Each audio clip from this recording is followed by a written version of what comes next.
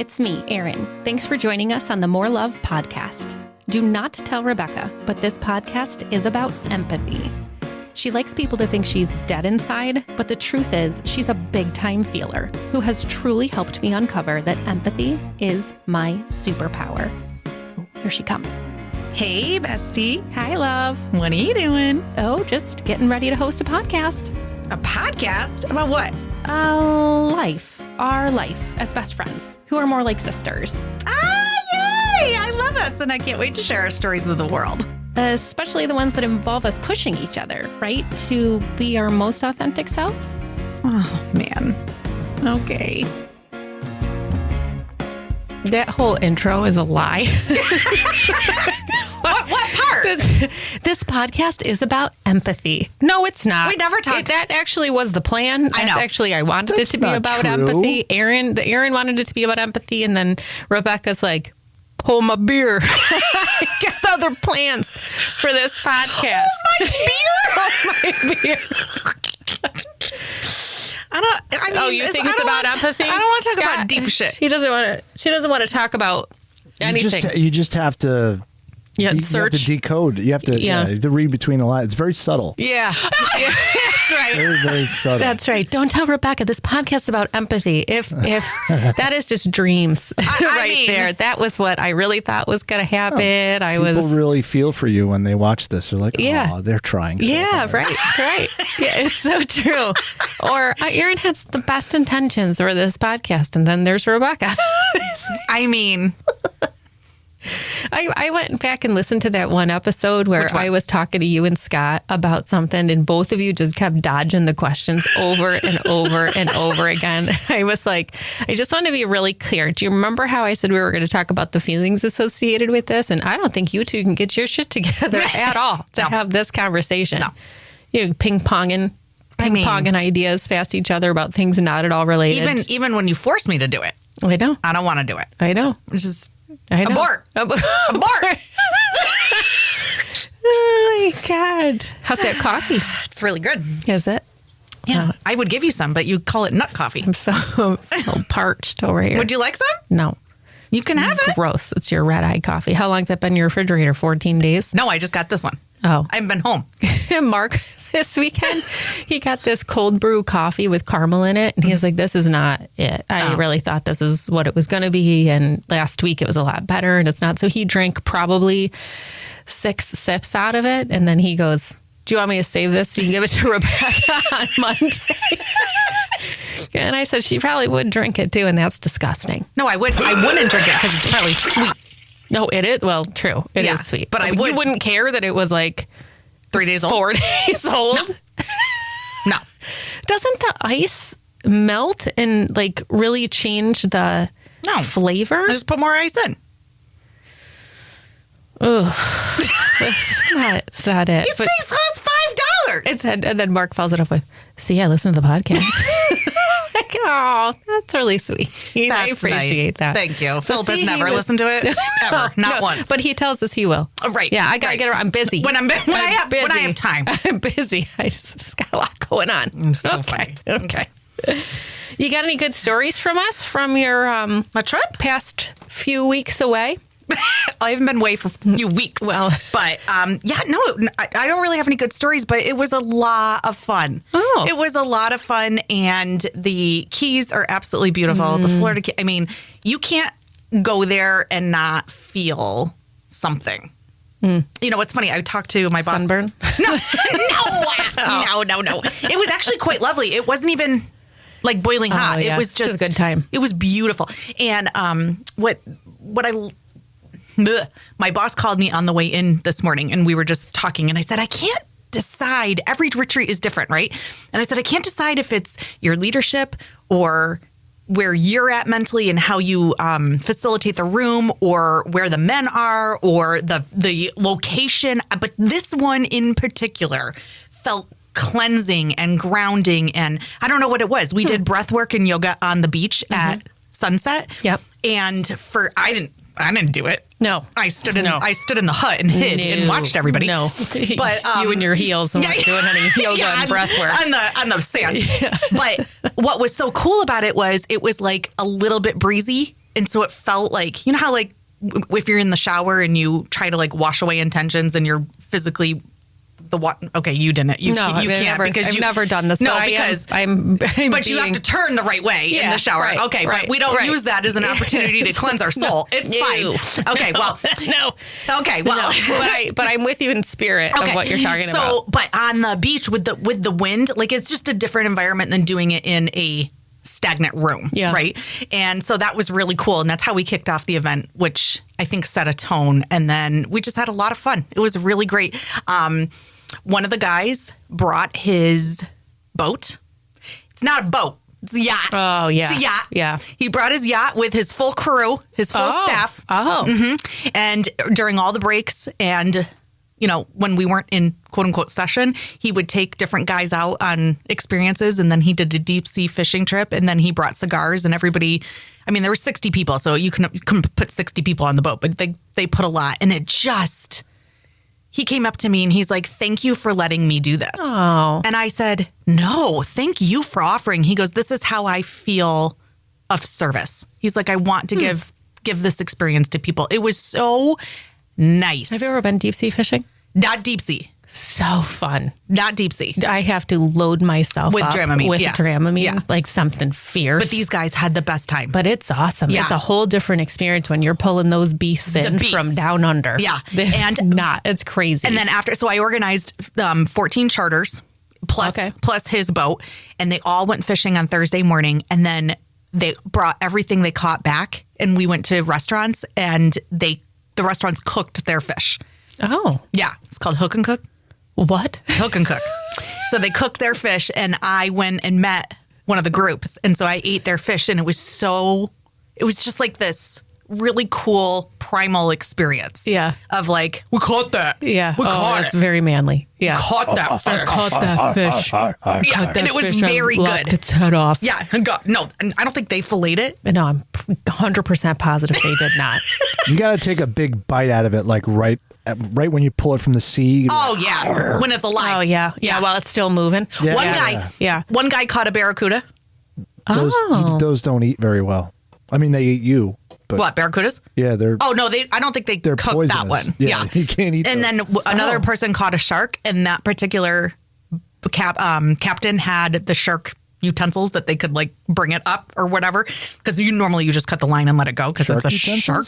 Well, you know, you don't shove your hand in its mouth and try and get the hook out. No. I don't know what they did, but and then this one guy told a story of the guy who brought his crew. The guy took kind of like a spear, and he went to the front of the boat and he just speared a fish and threw it in the boat. Like, this is badass man shit. I wish I had seen that, but I posted on my Facebook a reel that one of the guys created from his personal experience, and I'm like, this is what I do. Oh, and cool. it was just really, it's so beautiful. And there was this one moment.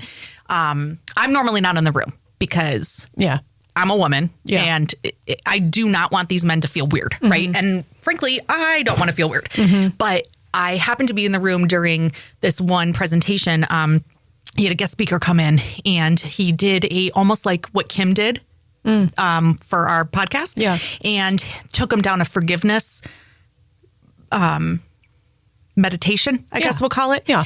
And one man had such a breakthrough, and it was the most beautiful thing, to the point where he was having such a breakthrough in such a moment that all the men came together and put their hands on him, and then they just sat there and listened to a song.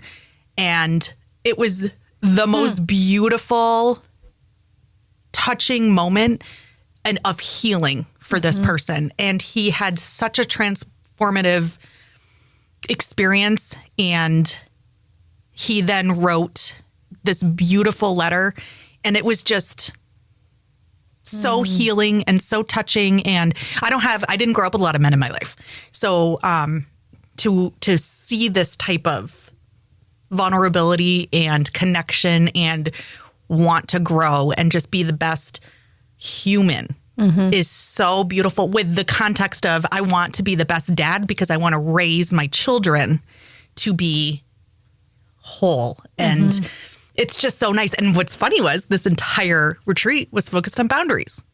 That was the theme. So, okay. Yes. And the guest speaker talked about family legacy and how you bring in, energies and things from your family and how you're brought up a certain way and then you just continue. How do you break cycles and stuff? It was really, really great. What kind of boundary stuff were they talking about? Boundaries in work? Boundaries in families? Everything. Okay. But keep in mind, I'm not in the room. Right. So I'm not listening. And what were you doing at this time, just out of curiosity? When I'm not in the room? Yeah, when they're doing all this really deep, important, transformative stuff. Oh, I'm preparing for the next... I'm calling the fishing charters. I'm driving and getting supplies. I'm going to the restaurants and making sure dinner's ready. I'm working with the yoga person, make sure she has all her equipment. So I'm the logistics you're not in the person. Other room, like doing tequila or something. No, no. I don't sleep on these retreats. I'm in the room at 5:30 in the morning, and I'm cleaning up the room at 10 o'clock at night. Like I'm working, but it's a sacred container space, and it's really important that people know that, specifically for these guys. But what's so cool is this is my 17th retreat that I've done, and each and every time it's these magical things that happen. So it's so cool. And so we have another one coming up in October, and I can't wait. And I'm super pumped. And this is the part that made me cry. They do an MVP at the end of the retreat. And the concept is, on the back of your form, write down who impacted you the most here, who got you to have the breakthroughs, who was vulnerable, who went above and beyond, that kind of thing. And I have to tally it up, and then we give like an award. And somebody wrote my name down. Oh, that's sweet. So nice. That's sweet. They all come up to me because I contact each individual person and really, I really try to make it as white glove as possible. Yeah. And the amount of appreciation for that is so rewarding. And it just makes me want to continue to serve because I see what happens for these people, and then we do who wants to sign up for the next one? And almost everyone raises their hand. We don't market these things. They sell out because you experience them. So anyway, very, very cool. I think what I love the most about them, because I had the privilege of being able to go to one in Austin. Yes, right? That's right. What I really like the most about them is they are really vulnerable, emotion-focused, care-focused spaces. Yeah. But mixed in a balanced way perfectly with stereotypical masculinity. Oh, yeah. Right? Oh, and yeah. so not things that are, only specific to men, but that tend to be things that draw men in. So there's certain time just for physical activity. That's right. Right? We're going to go play pickleball. We're going to go for a run. We're going to go do whatever. We call that sweat. Okay. We have to do the daily sweat. Okay. Yeah. Yes. It's There's very times where, and that from a mental health standpoint is so important, because whenever you're running some type of group that has a lot of emotional work, it is actually incredibly unhealthy to keep people in those spaces without reprieve for a long period of time. And we're very conscious of that. Yeah. There's a lot of, what is the word? Consciousness in terms of developing the agenda. It is very specific. It is very, I don't know what the word is. I can't think of the word. It's intentional. Yeah. There's a lot of intention that goes into this, and that's why it's so important. And some things are optional, right? Like sometimes we ask you to do the breath work and we coordinate it, but then sometimes we give you an opportunity to come and do it on your own. And then you can have your own breakthroughs and your own, I've never done breath work. In fact, I'm kind of excited. I was sitting outside the room listening to it, and the way this man conducted it was the coolest. I mean, it was so great. And so I kind of want to do it in my own, not with a bunch of men, but yeah, I was going to say, yeah, no, thank you. But the breakthroughs, I mean, what I was hearing was just, it's so cool. So cool. Love it. They are really neat experiences, but I did very much appreciate that the last one that we were at. I remember saying to you, because of one of the parts where they were doing a lot of past trauma work, and I remember looking at you and saying, he needs to put them back together. He has to put them back together. Is he going to put them back together? And you're basically like, yep. Just trust the process, right? Trust the process. But my mental health radar is like, you're going to leave these people in such a terrible place if you don't put them together. But and these are also professionals. These aren't randos. Right. It's not like me who's like, let me, you mean? Let me read your hippy dippy card. It's not like that. These are the legit. actual leader of the group does not have a degree in mental health. Does not have, right? He has other degrees. But the owner or the founder. Yes. No, but he hires people who are professionals. So this person who was doing it was a professional. And I started to hear him then bring it back together and put it together. And I'm breathing a little bit more. I'm like, oh my gosh, okay. We cannot have 60 unearthed men, leashed into sweat time. No. This is not going to be okay. No, but it is a pretty magical experience from the one that I went to. So I'm glad that this one was really good too. So if anybody listening wants to know more, it's called Front Row Dads, and you can check it out. It's a beautiful group, and it's such a privilege. It's seriously a privilege for me to be able to serve that group. It's so wonderful. What's the tagline? Dads, business or family men with businesses, not businessmen with families. Right. We're always the father first. Putting yourself. Always the father. Most of them are entrepreneurs. And the reason why this it started was because a lot of the founder and a lot of his colleagues were business. Like you're go. When you're an entrepreneur, you're like running, right? And then you're neglecting the things that are supposedly values, right? Supposedly the most important to you. So when you look at your calendar and you say, my family's the most important, I haven't seen them in 2 months because I'm traveling or whatever, he's helping you restructure that. What does that look like? Where can you let go? Where can you hire? Where can you do this? Where can you dig in? All right. You got a hippie voo for us today? I do. It's a good one. Okay. It's the 10 of Pentacles. Okay. Oh, look, it's a little turtle. Luck. All right. All right. Are you ready? I think so. Good luck is coming, and you will celebrate a windfall or an other unexpected financial bonus, and you're going to appreciate the stability this brings. A family gathering is on the cards too. The usual irritations disappear, and you feel the love and support of relatives or close friends you treat as family. In relationships, the card predicts families being joined by love. Feelings are declared and commitment follows. A couple moves in together and or announces their wedding. So here's the advice. Appreciate the special bonds you share as a group and the love that comes with the commitment. There was a lot going on in that card. It's just luck.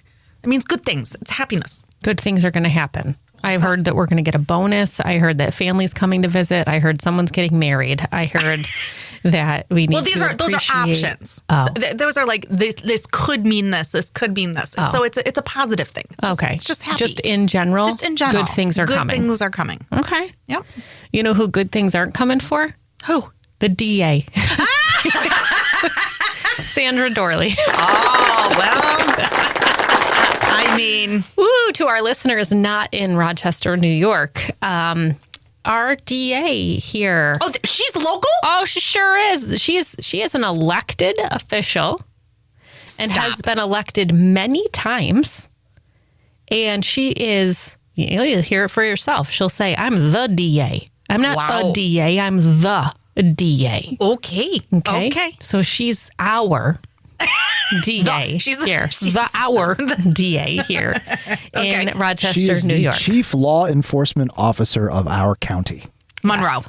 So I had to find out what this was because I called Morgan. Who else do you call? You call Morgan, right? Like, Morgan, what's a DA?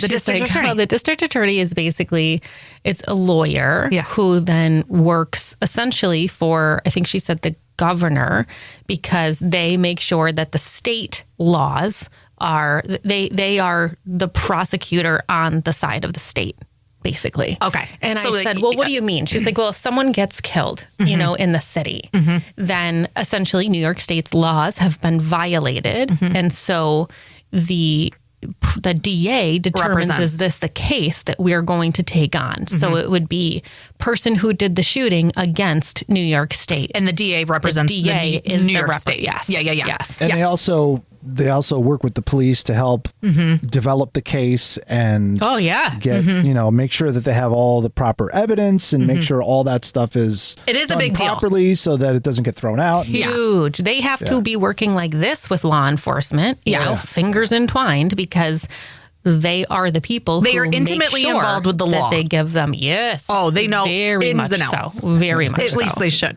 Very much so. Yeah. So again, I found out from Morgan that she's an elected official. She's been elected many, many times. What's her name? Sandra Doorley. Sandra Doorley. Okay. And so yesterday, this video cam footage comes out from the police officer from Webster Police Department, his body cam footage of attempting to pull over the DA. So a couple things we got to put on the table here. He was attempting to pull over a person. Did we know at that point? He did not know that it was the DA. It's not like she has the DA on her license plate. Much to her chagrin, not everybody knew what her car looked like and who she was. Which surprised the shit out of her. Yeah. Oh, really? Yeah, really surprised the shit out of her that he didn't know from the back of her car. Driving down the street, people were like, there goes the DA. Yeah. Oh, don't pull that one over. That's the DA. Like, you didn't know what I was driving? Right. Oh, my God. It's incredible. So this body cam footage comes out. I can't stop thinking about it. It makes me so angry. So I thought today's topic could be, when do you not have empathy for people? And the two things that came up for me, the first was I tend to lack empathy for supervisors of mine because who are bad. If you're a good supervisor, I'm all in. We're in it, right? But if you're a bad supervisor, I have a very hard time giving you the benefit of the doubt, trying to understand your point of view. And I think that's some of my rule boundness, right? In my mind, and I'm a very fair person. If you are someone who's appointed in a position that's over mine, and you are someone who's responsible for the care of other people in an employment setting, you can't suck.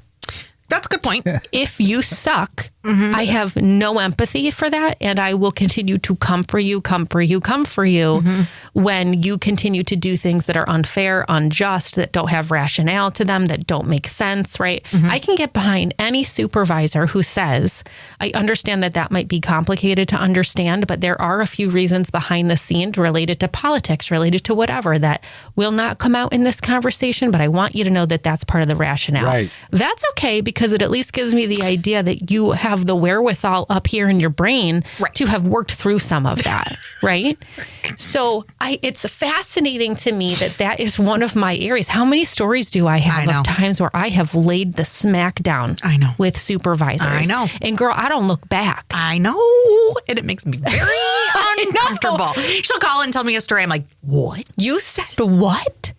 What did you do? What? I know. Because it's something I can't in that moment where I am ruthless in the pursuit of justice. If you want to be a colleague of mine and not be really great at your job, I can have a little more empathy for that. If you are someone that I supervise, I can have empathy for that all day. You cannot be my superior, and you sure as shit cannot be my superior's superior and suck at your job.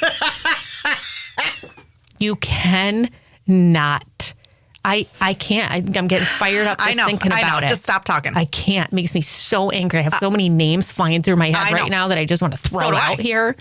Yeah, names for me, not for you. You've been working for yourself. Right. You know my people. I do. You're like, wow. Yeah, I know. So that probably ties into this, because that is an area I do not have empathy. And then this short video we're about to show is another example of, you are above people in this position. I expect more out of you. I expect you to be better. I expect you to have your bias in check. And when you don't, that's when I have no empathy for that. Yeah. So my first response when we're done watching this is, gonzo, fired, done, see ya. Why have you not resigned yet? Right? Well, because we're not going to talk about it till after. I want to show you this video. Okay. That Scott pulled up for us. It's not the entire video. The whole video is about 30 minutes. You can find it easily in a Google search. But this is just the part that I saw from his body cam footage in the very beginning. And my face, it kept getting more and more. Now, you haven't seen this yet, right? No. This is going to be your first time watching I haven't heard of it. No, I've been so you haven't even heard of it? No. Oh, okay. She didn't even know who Sandra Doorley was. No idea. Okay. No idea. This is my first time. No. So she's actually perfect because she's with a lot of other listeners. I'm going to have a first reaction This here. is great. So, yeah. Scott and I, though, No. Okay, here we go. Sorry, I'm the DA. I was going 55 coming home from work. 55 and a 35. I don't really care. Okay. So you can call Dennis. Can you please come over here? This is on a traffic stop, ma'am. Yes, it is. You can call Dennis Kohlmeyer right now. Okay, I'm telling you why I stopped you. You didn't stop at all. Did you not hear my lights or sirens or anything? No, I didn't actually. I was on the phone. Okay, well, you're not supposed to be on the phone while you're driving either. Yes, I am with the hands-free. Absolutely. Okay. Why are you so she's upset now at me? calling his I'm doing my job. supervisor. You just admitted to me that you were going 55 and a 35 on Phillips Road. Can you please tell him to leave me alone? What? It's Officer Christopher. Can you stay over here, ma'am? This is a traffic. This is a legal traffic stop. Do you have your ID? No, it's in my purse. Here. You have your purse right there. No, this is my lunch. Would you talk to Dennis? This is ridiculous. Go away. Hello, sir. Good, ma'am. Can you please stay at the back? This is a legal traffic stop. Can you please stay over here? No. Hey, baby, get your little guy out of here. Sir, I stopped her That for dog going 55 and a deserves 35 on She's Phillips so Road. cute. And she failed to stop. She drove all the way back home and parked in her garage. And now she's not complying with any of my commands. Ma'am, do not go inside. Oh, my God. Yep. All right. Ma'am, come outside. You can't just go inside. This is a traffic stop. Here's your phone back. I understand the law better than you. Would you just 953. Can you have a supervisor come to the scene? No. Get out of my fucking house. I don't know why you're acting like this towards me. Because Can you please go to the back of the vehicle? I'm not going to. I'm home. I was 55. I don't care if you got home. You were supposed to stop at Phillips Road when I pulled you over. When my lights were I initiated. didn't know you were stopping me. There was lots of other people on the road. I was right behind you. Yeah? There were other people on the road, too. Okay, I was directly behind you. I'm not dealing with you right now. Can you please step over here? I'm not going to. What is the reason you're so against what I'm doing? I'm doing my job. You say you're a DA? I am the DA. Okay. Okay, let me get you my badge. I am the DA of Monroe County. I just don't understand the was somebody else, hostility you towards would me. I'm never let doing her my do job. I was just going to say, I have so... How am I being an If this was asshole? I am the DA of Monroe County. I understand Yes. that, but that doesn't give you a right to go 55 and a 35. Shh. Any And other you even person would admitted be to me on the that you floor went in 50 handcuffs. I understand that, Why ma'am. is he doing I this? understand that. You know what? If you give me a traffic ticket, that's fine. I'm the one who prosecutes it, okay? Just go ahead and do it. Okay. Go ahead. I just don't understand the hostility. I understand you're coming home from work. And half the time I was on the phone with Dennis telling him, why are you pulling me over? You're not even supposed to be on the phone So to she begin did with. know. You should know that.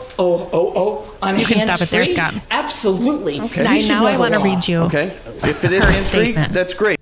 Okay. I want to read you her statement. So this all comes out. Okay. Now, this is what I asked Morgan. I said, how the hell did they get the FOIA request on that quick, right? Freedom of Information Law. Because this thing was posted almost immediately, right? Oh, yeah. And so By who? Who she posted it? said The police? The police department. Yeah, they put it up there, and then all the news media grabbed it. Yeah. And so this goes out yesterday, and she then is forced or feels in some place that she has to make a statement. So I want to read you the statement because I think this is an interesting part of this conversation as well. This is her statement, her full statement. On Monday, April 22nd, 2024, I was driving home following a busy day at work. I admit that I was not paying attention to my speed on Phillips Road in the town of Webster. Less than half a mile from my neighborhood, I noticed a Webster police car behind me. Once I realized that the intention of the car was to pull me over, I called the Webster police chief to inform him that I was not a threat and that I would speak to the officer at my house down the street. The Webster police officer followed me to my house and issued me a speeding ticket for my speed of 55 miles per hour in a 35 mile per hour zone. I acknowledged that I was speeding and I accepted the ticket.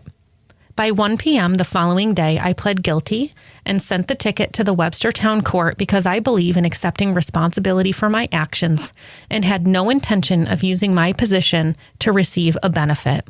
Nobody, including your district attorney, is above the rule of law, even traffic laws.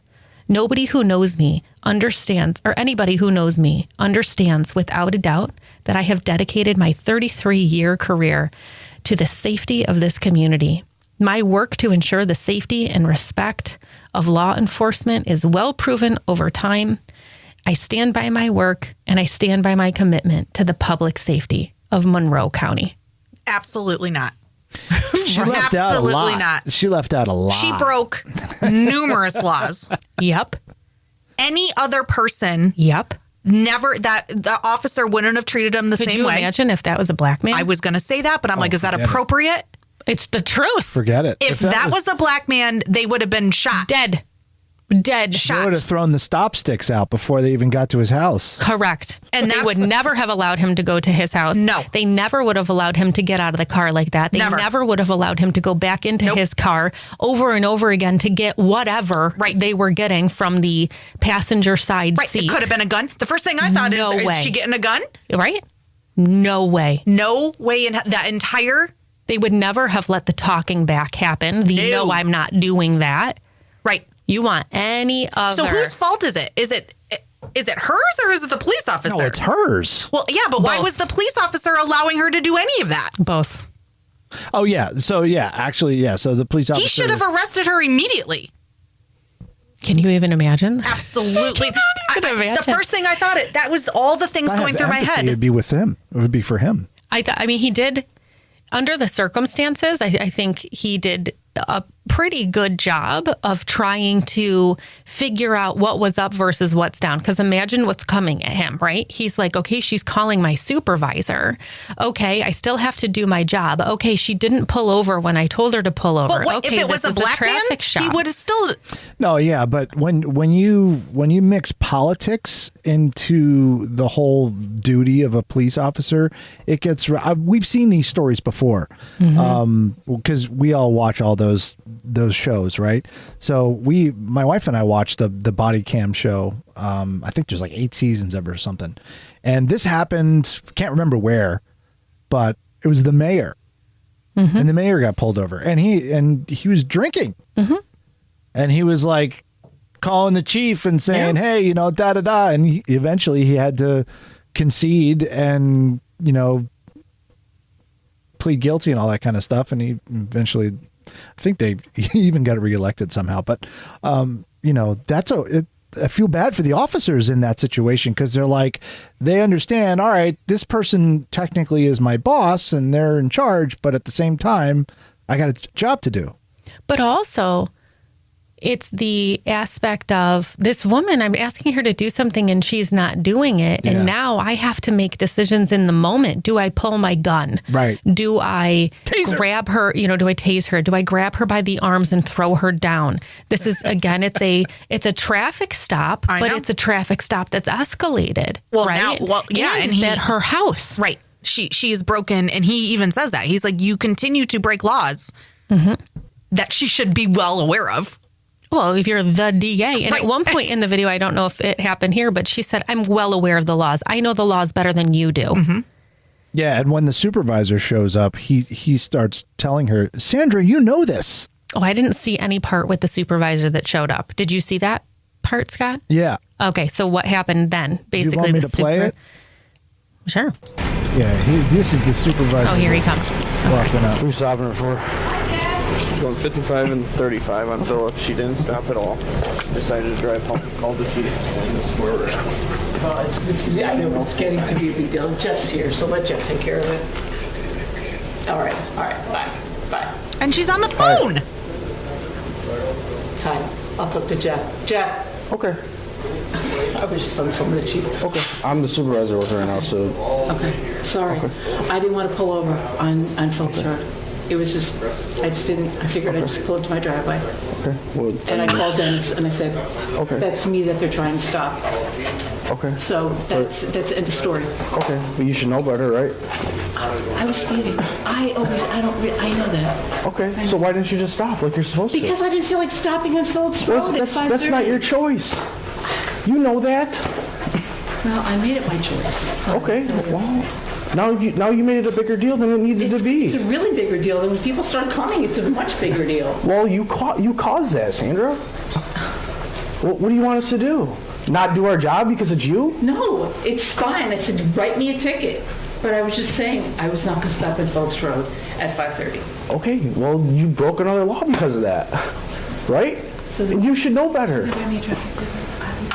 She should be arrested. That's an arrestable offense, Sandra. But they're not doing it. This is setting a precedent. Why would you not just pull over? You made it a bigger deal than it needed to be. And you knew why you were getting stopped, clearly. Clearly. You could have stopped you, Now had a she's conversation just- with you, and been done with it. But now you made it this whole big deal. Clearly. For no reason. Entitled, Did you provide him your license and righteous. registration? Yeah. Okay. You have her ID? Did she? She's starting to realize in this moment. Yeah, but she's fucked. Oh boy, Yeah. I didn't want to have stop at not Phelps Road. I was right down the street. done this I figured correctly. I would Yeah. just She keeps stop doubling in my- down. Of course she is, because she's trying to utilize her title. I thought it would be easier. Easier? Apparently I was wrong. Yeah, well, that was not the right choice. Who's that guy? I mean, you know the deal if you would stop either on. Probably the supervisor. He's another supervisor. That's the officer that That's pulled the him over. attending officer. She should have been arrested. Yeah, do you, What a gorgeous day in Webster, though, huh? Yeah, right. it's your Yeah. traffic stop. Okay, you can I'm not stop gonna tell you. it. So, I'm sorry. I know. Zero empathy. I don't have any empathy. It's fascinating to me because I was really trying to search for some, but I felt irate, deplorable. That behavior is deplorable. It's again, what's the point of having laws when we pick and choose who has to follow them? Right. Absolutely. So, And she so keeps now saying- when somebody else does it, Right. can't you point back and be like, well, you didn't do anything to her? Absolutely. And you posted that. You posted that. You did nothing to her, so you can't do it to me. Right. You can't pick and choose. I didn't feel safe. Right. I didn't feel safe on the highway. So I actually continued to drive all the way to my house. Right. We're not talking one house away No. from the street. All the way. We're talking going through the entire neighborhood to Right. go to my house. Right. And Right? you had the audacity to call the chief and say, oh, it's me. And you, hoping just so you're- we're clear, right. you did not call the chief to say, Right. hi, chief, just wanted to let you know I seem to be getting pulled over here. Right. Not a threat. Right. Happy to comply with the law when I Right. get right to my house. No, you said, handle it, chief. Right. Call this off. Call this is the bullshit. dogs off. Right. Right. Because we're not doing this. Right. But the entitled elite, Yep. I'm above the law. And so when I was talking to Morgan about it this morning, I said, I could take a beat here with this if the minute that she got out of that car, she said, I'm going to be really honest with you right now, I had a terrible day at work. My energy, my anxiety is through the roof right now. I just need a minute. I'm aware I was speeding. I'm aware that I drove home, and I really apologize. That's out of character for me. I understand you need to give me a ticket, as you should. I just need a minute. This has been quite the day. That's human. That's human. Still not She okay. still needs to be held responsible for it. But I can understand in that moment if there's a sense of humanity and that's your core right there that's speaking. Her core was speaking loud and clear, and her core said, I'm better than you. Mm-hmm. My job is bigger than yours. Mm-hmm. I'm protected politically. Mm-hmm. You are an idiot for thinking you can come against me. Mm-hmm. I am above the law because I defend the law, and I'm as entitled as they come. And that's the core. And that part for me makes me very nervous that she is a district attorney who's going to be trying cases. Not for long, I don't think. She's going to have to resign. She's going to have to resign. No, did she go to work today? That's my question. You know who go the to real work loser today? is? You know who the real loser is in this whole situation? Look at that sweet face. Look at that sweet face. That That's is his her mom. little dog. I think it's a golden doodle. I don't know. I'm a golden doodle owner, and that is the real shame because that sweet face deserves better. It's true. It is true. Isn't that crazy? I've just been appalled by that all day. I've been seeing people post about it. And then when I read her statement, I got even more mad because I was like, how quickly can we turn a scenario that's so much bigger into, oh, nothing to see here. That wasn't a big deal. Oh, we just took care of it. Oh, don't worry about it. I graciously accepted the ticket and just frolicked into the breeze. No, bitch, that ain't what happened. How stupid do you think the people of Rochester are? Seriously. I mean, how stupid. Who sees that video and thinks that you just willingly, you law-abiding citizen, took that ticket and said, do a chocolate chip cookie on your way out? Like, that's not what happened there. But again, this is where when the fallout happens, if she doesn't resign or isn't fired, we got an even bigger problem. Oh, yeah. I don't honestly, I mean, I've seen some shit, but I can't imagine that ever happening. So the person who... It should be already done. Did this happen last week? It happened yesterday. It has to be investigated. You can't just remove a DA. Well, she said Monday the 22nd in her statement. So it happened last week. Okay. Yesterday was Sunday. It just came out yesterday. Oh, it just came out yesterday. Yeah. Okay. So it's been a week. So I think you can probably put people on administrative leave. That would be my guess. But you have to do a full-on investigation, especially and at that level. She's going to have to recuse herself from this whole thing.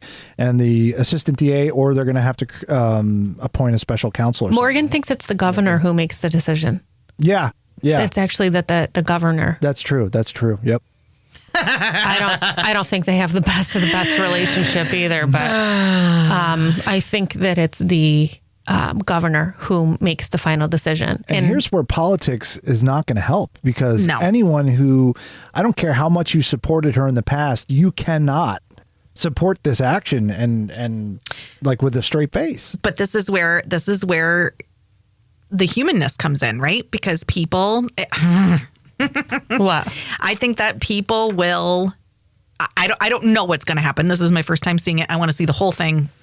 I have to do more research, but I worry that people will think, well...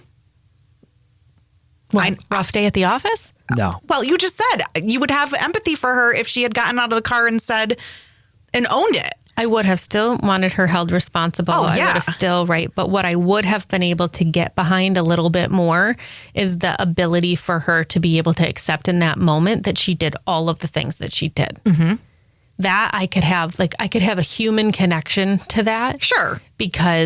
But not with all the statements associated with what she said. Every single thing that she spewed was coming straight from her core. That's who she is as a person. It was clear. She believes that you are beneath her. She believes she is above the law. Right. She believes wholeheartedly that she did absolutely nothing that was out of her, godly ability she to said be the able words, to do. I don't care. Right. I don't care. I wasn't going to stop. I don't care. Right. That's the truth. She tried to say, I didn't know it was you trying to get me. And then in the next statement, it was, well, I knew you were doing it, but I wasn't going to do it. Right. So you can't, absolutely. Two things can't be true. Right. I didn't know you were trying to get me, but I called the police chief out of, an abundance of caution. I just happened to be on the phone with him. Yeah. Bullshit. Right. Come on. Right. Yeah. No. But I don't think that people will give a pass. What I do think will happen is that, she will have to go quiet for a little while, and then she'll go back to being an attorney, and she will get partnered at some firm and still make ridiculous amounts of money. And I do believe that she probably, my guess is, if she's been doing this for this long, wants to move up to be a judge someday, right? I think those dreams are out the window. What she should do is she should completely do a complete about face, own up, and then go out on the speaking circuit and tell people how to overcome this elitist assholism. Yes, that's it. Yeah, but she needs to be rehabilitated. I was trying to get the clinical term, and you got it. I'm a recovering elitist asshole. Yeah. I'd love to give you a keynote presentation. Yeah. Thanks for coming today. Totally. Hi, my name is Sandra Doorley. My name is Sandra Doorley, and I am a former person who thought I was above the law. Hi, Sandra.